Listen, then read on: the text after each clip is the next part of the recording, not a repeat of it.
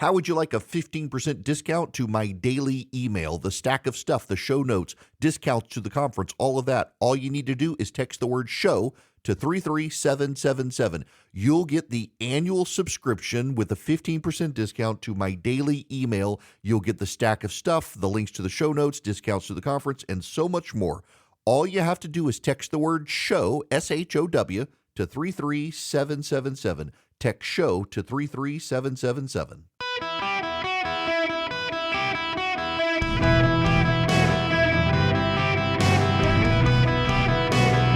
Welcome to the Eric Erickson Show podcast, Hour 2. Hello and welcome. It's Eric Erickson here across the nation. The phone number, 877-973-7425. Should you wish to be on the program, as always, text Eric, E-R-I-C-K, to 33777 should you wish to be on the program. I am very happy to have you with me. I do have a programming note. I'm on spring break next week. One of you listening by podcast is going to send me a note next week and say, what's wrong? What are you alive? Why don't you have a podcast? I can't get the podcast because I'm on vacation. The last one with my kids before my oldest goes to college. It's kind of a big deal. So next week, when there's no podcast, you are not to email and ask where the podcast is, because I'm telling you now, there's not going to be one. But there will be one tomorrow for the Good Friday show, and I hope you'll stick around with me there. Before I change topics, we got some folks who call in about the FAFSA situation. I actually want to take their phone calls. 877-973-7425. Ben, you're going to be up next. Welcome. Good morning. Good afternoon. Hi there. Good to hear you. Good to hear you today. Just a quick comment on the Department of Education. I'm sure they really have high DEI scores. That compensates for all this other stuff. Undoubtedly so. I bet the bureaucrats who couldn't figure out how to program the computers are experts in diversity, equity, and inclusion. I bet they're the wokest people ever. Ben, I have to tell you, I am very disappointed in myself for not thinking of that. It's obvious. Yeah, it really is. Yeah, listen, I appreciate it. Yeah, y'all. Wow. Yeah. It's not a good setup. It's really not. Chris, you're going to be up next. Welcome to the show. Hi, Eric. Thanks for having me. Sure. First-time caller. Appreciate it. What's going on? So anyway, just listen to your story about FAFSA. It's just kind of another example of how the federal government has really messed up higher education. So I put 4 kids through college from about 2006 through 2014. Filled out the FAFSA many times, and it's great they're shortening it. But, what really kind of gets my goat a little bit is that, with the student loan paybacks, everybody fails to realize that, 2008, when they federalized the student loan program, caused massive inflation, and I lived it. I had to manage through that for, 7, 8 years.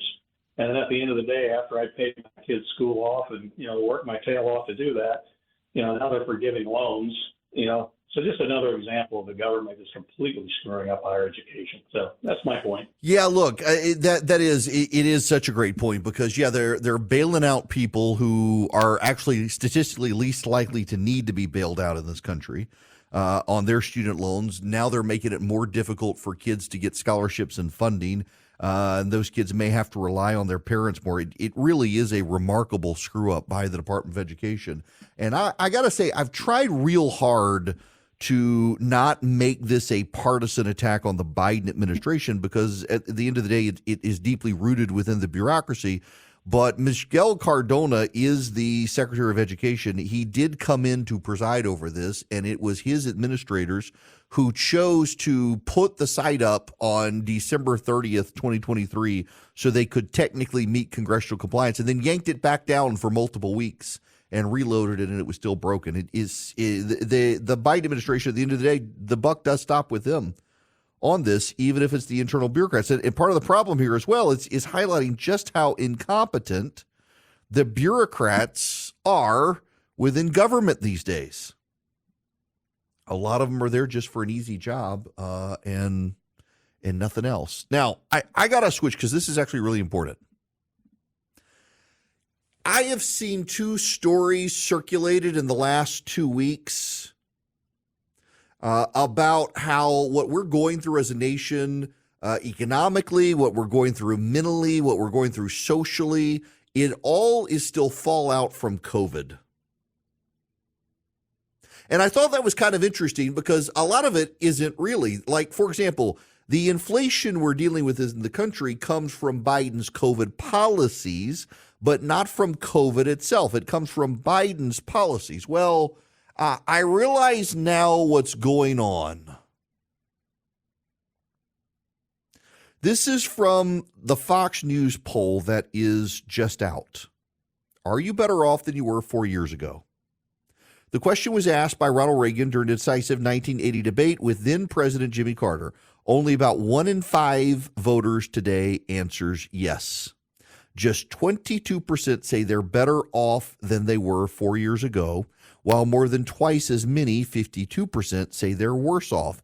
1/4 say the situation's the same. Republicans and independents say they're worse off than 4 years ago, while Democrats say they're better off or the same. And this is really, really, really notable. 72% of Republicans say they're worse off. 59% of independents say they're worse off.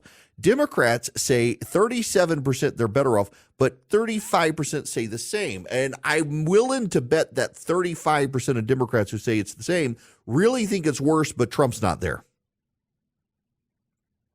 73% say view the economy negatively. That's actually an improvement since May, when 83% saw the economy as a bad thing. It's still 3 times as many as say the economy is excellent or in good shape. This gets me back to the COVID remarks. What happened 4 years ago? COVID hit. COVID. So, what the Democratic strategy is going to be over the summer is really taking shape. Over the summer, you're going to hear a lot about abortion. You're going to hear a lot about IVF. In fact, it's notable, Republicans in Congress are working to pass laws prohibiting the banning of IVF, but the Democrats won't pass it unless the Republicans do abortion on demand as well, which they're not going to do. So the Democrats are accusing the Republicans of holding up everything over abortion. They're trying to make a big abortion play. So you're going to hear abortion a lot from the Democrats over the summer. But also what you're going to start hearing the Democrats do is make a very clear case that 4 years ago it was really bad and it was all Donald Trump's fault. 4 years ago, the world sucked, and it's Donald Trump's fault. And you need to know it's Donald Trump's fault. It's not COVID's fault. It's Donald Trump's fault. That's what the Democrats are going to do. That's going to be their play. Because they don't, when you've got that many Americans saying that their lives were better 4 years ago, the Democratic strategy is to gaslight them into thinking, actually, no, it was far worse because we had COVID and that was Donald Trump's fault. Bottom line problem for the Democrats right now, Republicans have a lot of problems, y'all. Republicans have a lot of problems. In fact, the GOP is not financially competitive against the Democrats right now. Let me dwell on that point for just a moment to make this larger point about the Democrats. The Democrats right now have way more money than the Republicans, and there are warning signs like, for example, the issue of abortion and IVF. A Republican district in Alabama at the state house level flipped to the Democrats, and all the Democrat campaigned on was abortion and IVF. The Republican campaigned on jobs and the economy. The Democrat campaigned on abortion and IVF, and the Democrat won. And then there's the money issue. It's a significant issue that the Republicans do not have the money to compete at the state level with national dollars. This is a big warning sign for Republicans out there. It is a huge sign internally at the RNC. They're trying to revitalize it. They're trying to focus on the grassroots and the ground game, but there's just not a ton of money there. Then the former president, has his legal bills. So Donald Trump, a lot of his money has to go to pay the lawyers. Look what's happening to Mike Lindell. Mike Lindell, the MyPillow guy. Y'all know my issues here, but he's been booted out of his warehouse because he can't afford the bills. His lawyers have left him. He can't afford the money. He went off to crazy town with the stolen election stuff. He's lost some lawsuits. He doesn't have the money. Donald Trump doesn't have the money right now to compete because he can't lose his lawyers. Lindell lost his lawyers, and he's in a bag of hurt. Trump doesn't want to lose his lawyers. He's got to pay his lawyers. He's got to pay his bills. The lawyers don't have to work for him for free, and they're not going to. He's got very good lawyers at this point. He's got to pay them.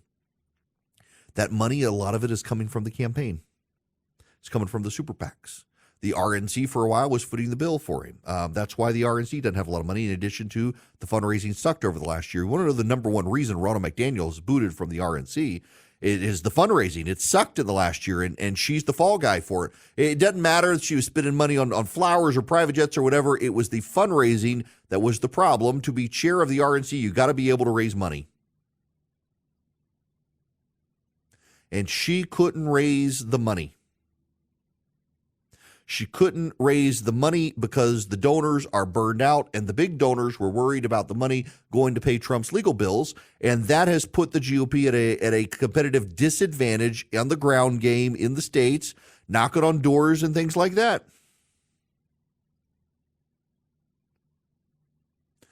But I put that perspective because you need to know that perspective, because that is relevant. Money plays a role in politics and getting people out to vote and things like that. But this is the problem fundamentally for the Democrats, is you still have more than 2/3 to 3/4 of Americans think the economy sucks, and they're beginning to believe that the glory days of America were in Donald Trump's years, not Biden's years, that better days were there. The number of independent voters in this country who had terrible thoughts on Donald Trump's tenure has gone down. More and more of them think, you know what, it wasn't so bad. And so when you see this polling that so many Americans think that they were better off 4 years ago than today, the only strategy the Biden administration has is to gaslight people and tell them, actually, your life sucked 4 years ago when Donald Trump was president. You may not think so, but remember how bad it was. You were locked down, your kids were out of school, all of which were policies the Democrats supported.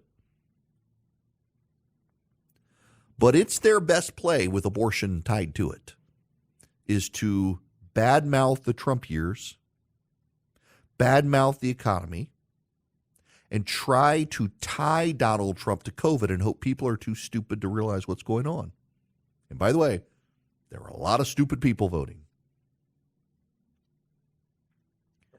It's all they have. They're at a waiting game. The Democrats are waiting, hoping desperately that people's view of the economy starts to improve. And there's some data there. Consumer sentiment is climbing. The number of people who view the economy favorably is climbing. But will it be enough by November? I don't have a sense of that. I don't know. But it is remarkable to me that the best path forward for Democrats is not to play up the economy. It's not to talk up Joe Biden's agenda. It's not to do any of that. It's to convince Americans that actually you're wrong. 4 years ago, your life was miserable. It sucked, and it's all Donald Trump's fault. That's their best play, screaming about abortion and that. And I don't know that that gets them the win. Don't look now, Democrats. But in the swing states, Donald Trump's still ahead. You guys have a lot of convincing to do to Americans that actually Biden's better than Trump, particularly when all the polling shows Americans' views of Donald Trump's tenure in office is improving pretty rapidly. That's your warning sign. Welcome. It's Eric Erickson here. Glad to be with you. The phone number 877-973-7425. I want to go to the phones. Gordon here. Welcome to the show. How are you? I'm good, Eric. Happy Easter. Thank you. You too.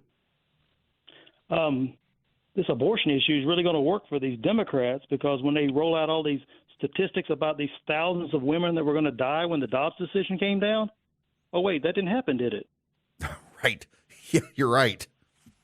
Yeah, well, I saw on I think it was MSNBC this morning, the claiming that all these young rape victims in this country are being forced to have babies. When has this happened? I've heard of not one single death. I have not heard about anybody being forced to have a baby. I don't. Where did all they go? Lots of nightmare scenarios that aren't panning out, Gordon. You're right. Thanks very much for that. 877-973-7425. Y'all, I got to tell you a funny story. I shouldn't tell this story on air, but I'm going to. It's not bad. I just, some of the people involved may be listening, and that may get me in trouble for sharing. Okay, so at school yesterday, one of the teachers decided the teacher wanted to do a Passover Seder. Now, Passover's not until the end of next month, but tying it into Good Friday, it's a Christian school, and trying to make the connection of what it would have been like in the upper room and all that. So they're going to do the Passover Seder. So my son comes home, asked him how it went, what the food was like, said we didn't eat. So why didn't you eat? I mean, they had cookies and brisket and had all sorts of stuff. A lot of stuff you would have had at the Passover Seder. He says, we didn't eat. So why not? I mean, he came home and he had like a bucket of cookies left that his mom had said. It's like, why didn't you eat? It's because the teacher decided to do foot washing first.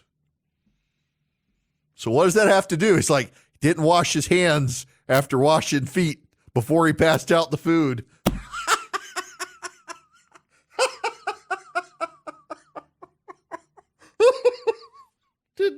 Forgot to wash his hands, and the kid was like, we were all grossed out.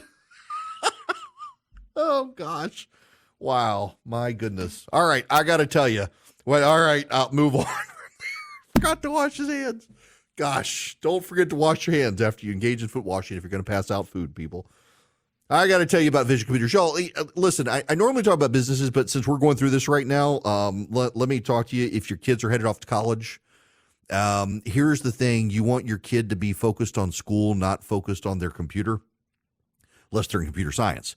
But if you go to visioncomputers.com or call them at 404-COMPUTE, start thinking about your kids going off to college. They're going to need a computer. Vision can build it for them and then be their IT solution. So if your kid's in college and has a computer problem, they can call Vision and Vision will answer their problems. Email, printer, they can remote in, do patches, all that sort of stuff. So you got peace of mind that your kid's in good hands with their technology when they're in college. Now they can do it for you in your business as well, even if you didn't buy your computers from Vision. If you went to the big box electronics store and you got the one size fits all garbage, Vision can still be your IT solution. Now they can build you computers as well for $179 a year, not a month. Even if you didn't buy your computers from Vision, they can be your IT solution. Call them at 404-COMPUTE. Tell them I sent you. Get an even better deal. Or go to visioncomputers.com. 404-COMPUTE. Hello there. Welcome. It is Eric Erickson here. The phone number 877-973-7425. Mario's calling from Palm Coast, Florida. Welcome to the show. How are you? I'm outstanding, sir. Thank you for taking my call. Also, I enjoy very much listening to you. You're a wealth of knowledge and a little bit funny as well. Well, I appreciate Eric, it. My question is this. A couple of weeks ago or so, you mentioned that a percentage of 0.7% of the Hispanic population could typically or would probably tip the scales in Trump's favor, which I thought was very interesting. However, how would you extrapolate that with the Jewish vote, especially since the current administration has pretty much turned their back on the Jewish people and Netanyahu? And I'm hoping that typically the reverse would happen with the Jewish population typically voting about 76% Democratic. Do you think that with the current events that are going on, that would persuade some to vote for Trump opposed to Biden? Oh, that is a great question. And I've wondered about this one. And Mario, I've actually talked to some strategists about this particular issue. And here's what they tell me, that we got to stop connecting Jewish voters in this country to our views of Israel, because a significant portion of Jewish voters in this country actually view themselves as an ethnicity, but don't tie it to a religious denomination or to Israel. It's just like a lot of Catholic voters in this country identify themselves as Catholic in terms of not really a religious practice, but as an ethnicity.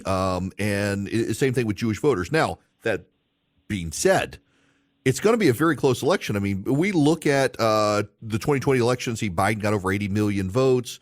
Donald Trump got 74 million. A lot of people say there's no way Biden actually got that much. It's proof it's stolen, whatever. Ignoring all of that, look at the swing states. It was a 40 to 45,000 vote margin in the swing states that gave Joe Biden the win. In Georgia, he won by about 11,000 votes. Every single statewide elected Republican in Georgia got more votes in their district than Donald Trump did in their district, which I didn't know that until a couple weeks ago. It's striking data. So now let's add in the Hispanic vote, the black vote, the Jewish vote. All you got to do is get in swing states 40 some odd, 50 some odd thousand shift. You could do that with the Hispanic vote alone. Now you add in the Jewish voters who do actually view themselves in relation to the Jewish people in Israel. Let's say it's only 20,000, though, who shift. You get 50,000 Hispanic voters to shift. You would get only 10,000 black voters to shift, and they're all in swing states. That wins the Electoral College for Donald Trump. So it may be a small number, but every one of those numbers matters. Again, I can't emphasize this one enough for you. This legitimately, seriously, this is a big issue. There are 6 swing states: Arizona, Nevada, Georgia, Pennsylvania, Wisconsin, and Michigan. Some demographers add in North Carolina. Notice Florida is not listed there. Notice Texas is not listed there. Despite media chatter, Texas and Florida are going to be Republican states, and Trump's going to win it. Notice as well Ohio. Ohio had been a swing state. Sherrod Brown is a Republican or a Democratic senator. Bernie Moreno is going to run against him as the Republican nominee. It's actually kind of a big deal. And that state could shift. That state has become a Republican state. J.D. Vance may not have done as well as other Republicans statewide in 2022, but he still won. Ohio is not expected to be a swing state in 2024. Trump won it in 2020, didn't he? Yeah, he won it. So you got 6 swing states. Maybe you have North Carolina. I don't think Donald Trump loses Georgia. I don't think Donald Trump loses Georgia. And I don't think Donald Trump loses Georgia because Laken Riley. And I don't think Donald Trump loses Georgia because of the Atlanta Public Training Center.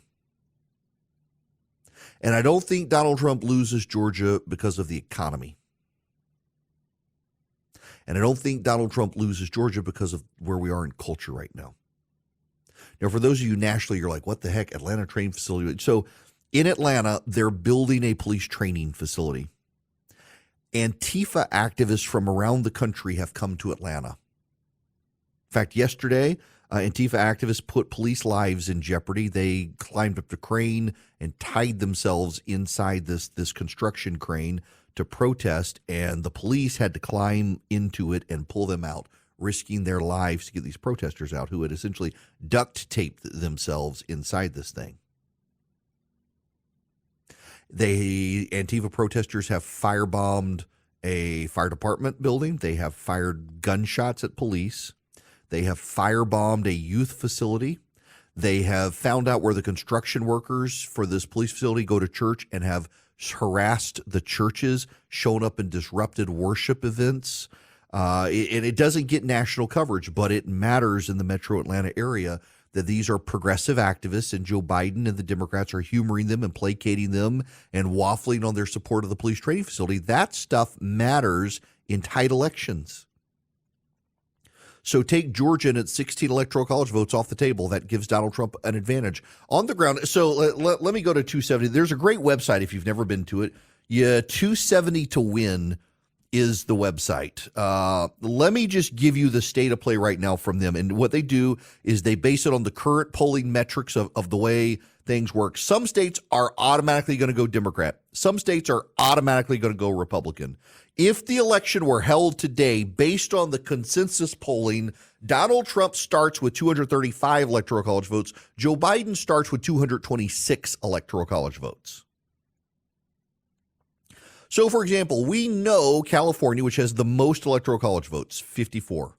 That's going to go to Joe Biden.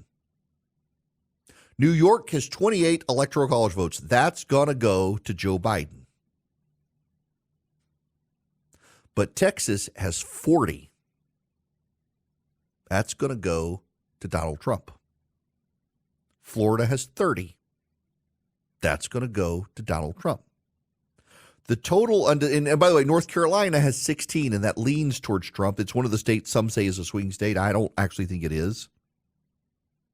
But Georgia is a swing state. It has 16 electoral college votes. Pennsylvania is a swing state. It has 19. Michigan's a swing state. It has 15. Wisconsin is a swing state. It has 10.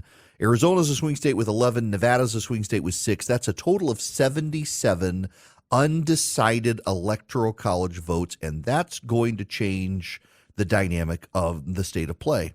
If Donald Trump wins Georgia, which I think he does, that gives him 251 electoral college votes.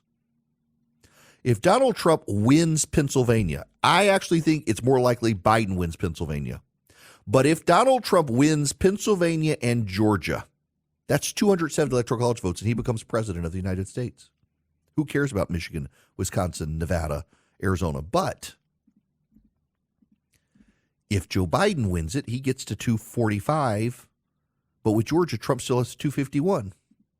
So Trump wins Michigan, he gets 15. And then he's got a wider path in which to win. And that's a problem for the Democrats, and they know it. Their path to win the Electoral College is narrower. So if Biden wins, for example, Pennsylvania and wins Wisconsin, that's 255 Electoral College votes, but that still leaves Nevada, Arizona, and Michigan.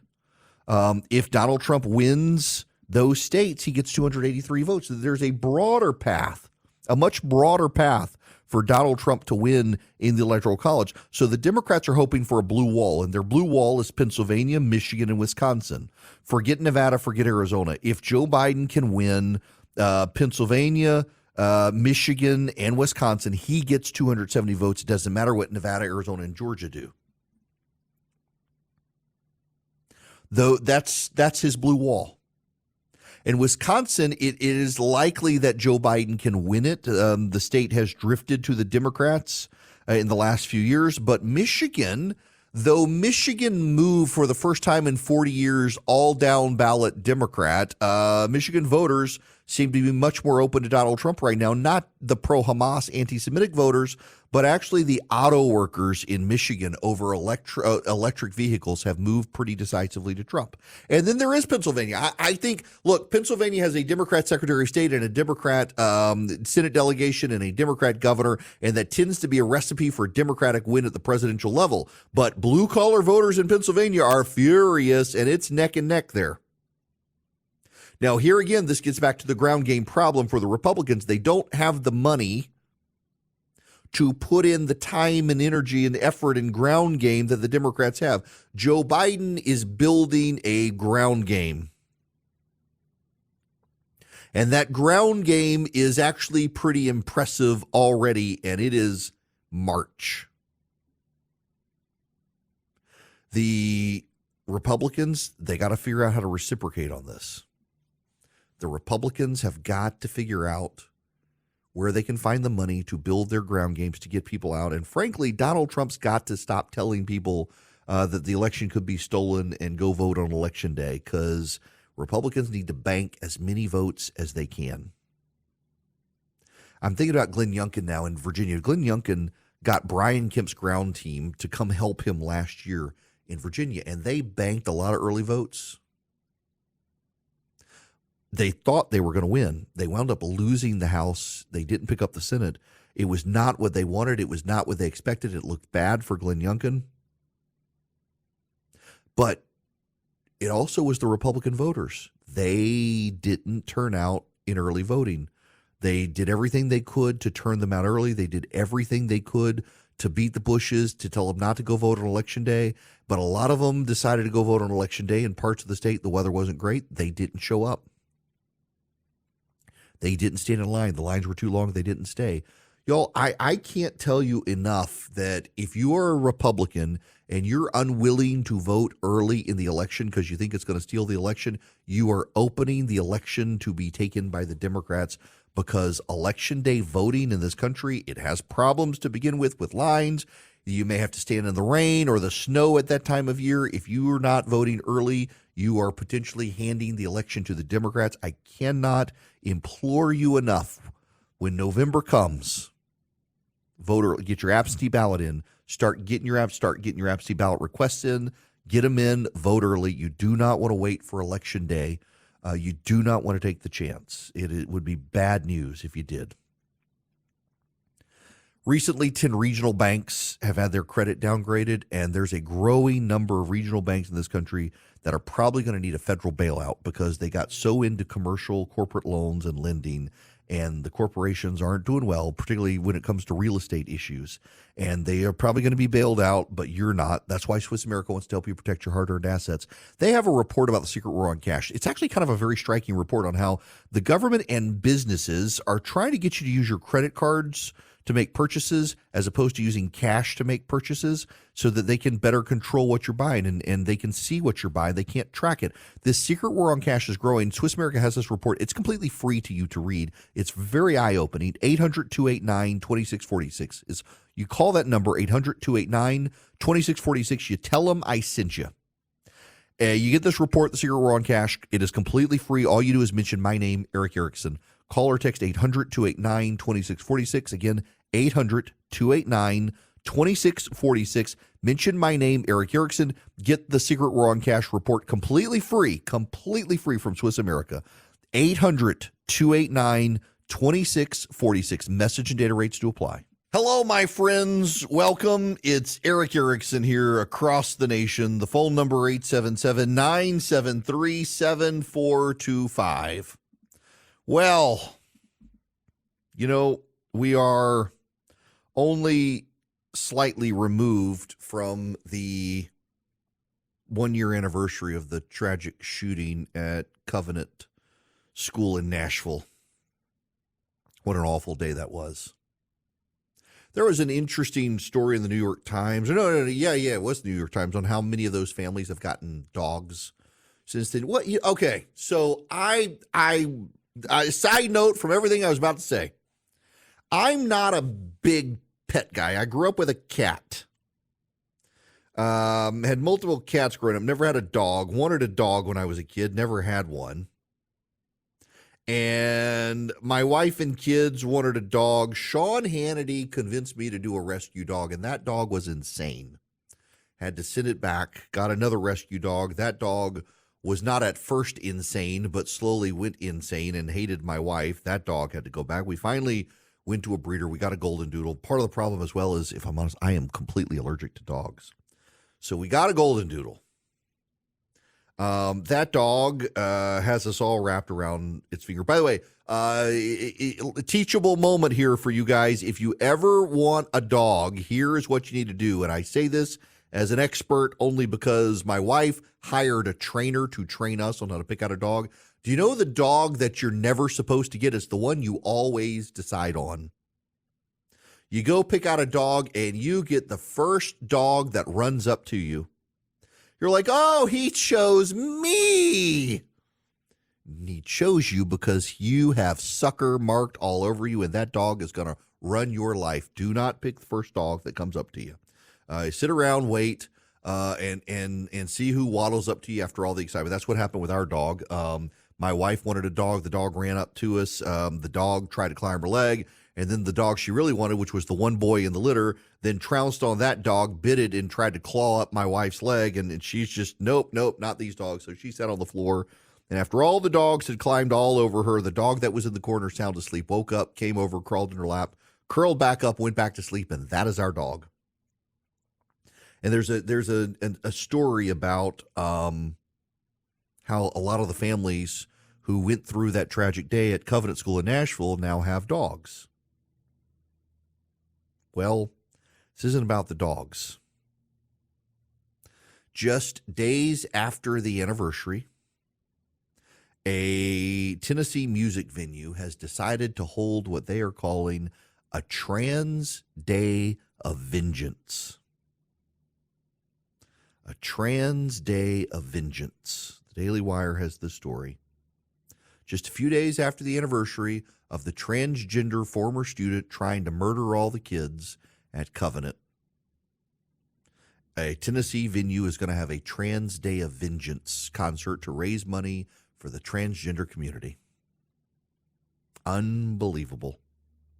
Unbelievably graceless as well. Good grief. Pray for those families, though, for Covenant. My goodness, they're still going through it.